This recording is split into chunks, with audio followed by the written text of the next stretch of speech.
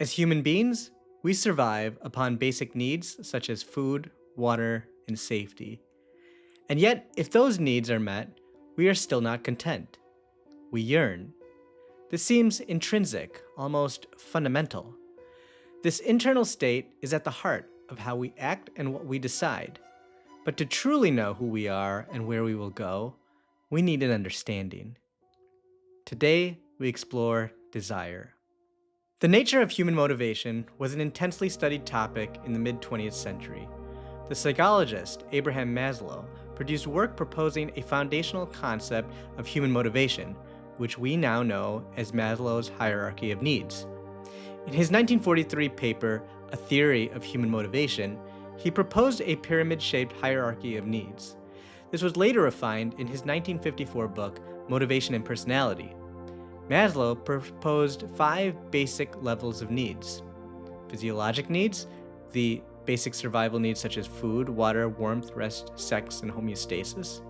There was safety needs, security and protection, personal safety and financial security. Love and belonging needs, such as friendship, family, intimacy, connection, and a sense of belonging. Esteem needs, such as respect and respect from others. And self-actualization was at the top, realizing one's full potential, with creativity, problem-solving, authenticity, and personal growth.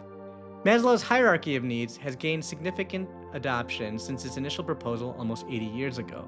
However, where there is agreement of basic needs, his proposal for higher-level needs has raised questions regarding the differentiation of needs and desires. When our basic needs are met, we are still drawn toward things. This yearning, crave, urge, is something we commonly refer to as desire. While we understand that our basic needs are biological and internal, there is also widespread belief that most of our desires also come from within us.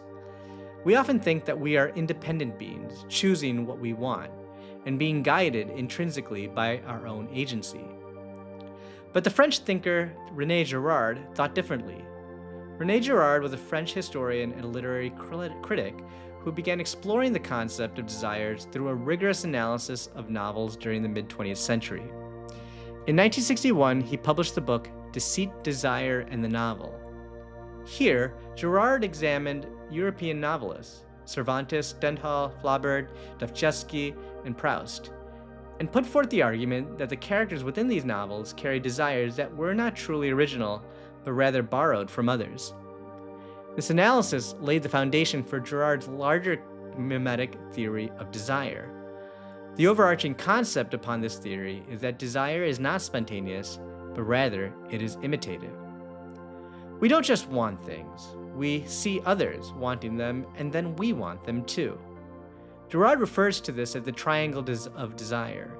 There is you, the thing you want, and a mediator, the person whose desires inspire you.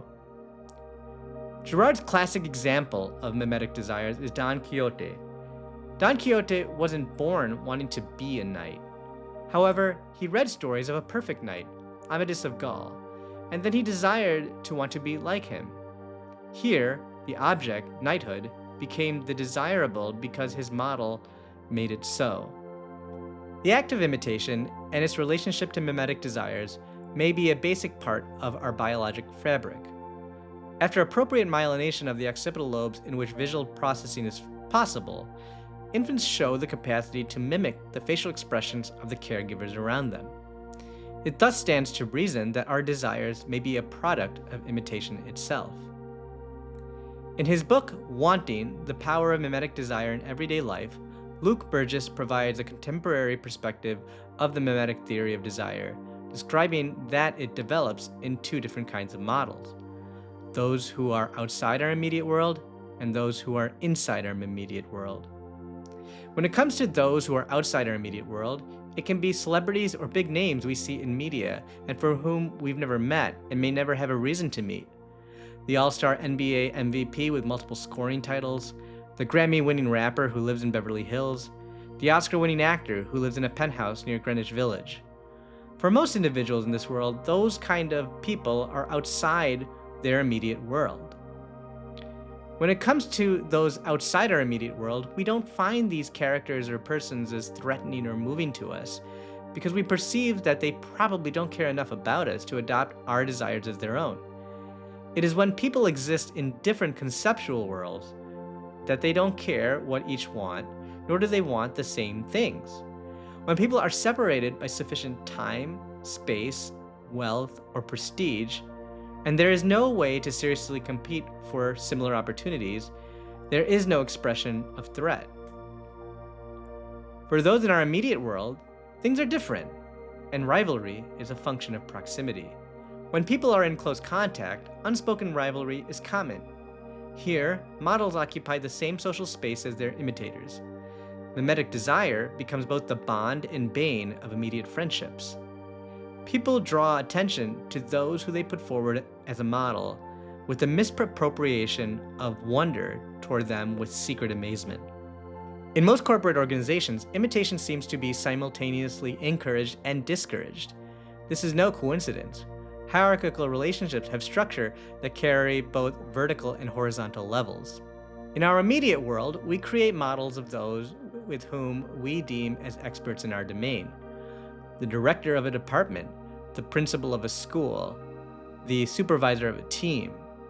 In many organizations and communities, these experts are the ones who help mediate desire, telling those under them in vertical relationships what is worth wanting and what is not. This may manifest with things such as report cards, annual performance evaluations, and academic and executive promotion. The list goes on. We underestimate the strong and powerful role that mimesis plays in the way that we choose the experts of our desires. We live in a post-Enlightenment world, yet we paradoxically give preference and deference to those individuals who represent the models whom we see as the most enlightened. This is, if we remain unconscious of our distorted view of our own desires. When our mimetic desires are strong enough and unexamined, rivals will forget whatever objects they were fighting for in the first place. Objects become interchangeable. Rivals fight over anything as long as their opponent wants it. The internal competition for a promotion may be no different in its psychological structure as two dogs fighting over the same bone in a room bountiful with bones, or two toddlers fighting over the same toy in a robust playroom. Mimetic desires may also cause us to invest resources into things we may not have otherwise wanted.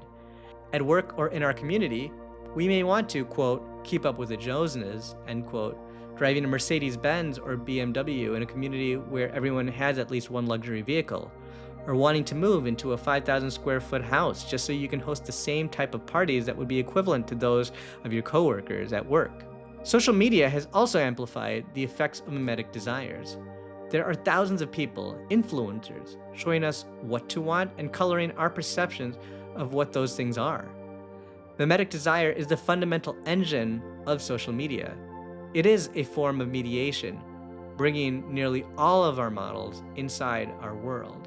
Even within our day-to-day lives and work and at home, this form of mediation and hyperconnectivity has created a strong engine for mimesis that we experience in our lives. Without internal reflection, we lose our self-awareness of how mimesis plays out in our lives. We lose sight of how these mimetic desires themselves influence the circumstances that we're in. They are abundant and they are all around us. They impact the way we think we should live and ultimately how we decide to live and act in this world. To live without an understanding of mimetic desires risks living the unfulfilled and unexamined life. Hi, I hope you enjoyed this video. It is what I hope to be the first of a series of videos on desires and mimesis. I am keeping references in the notes below. If you like this video, please like it and subscribe to my channel. We'll talk again soon.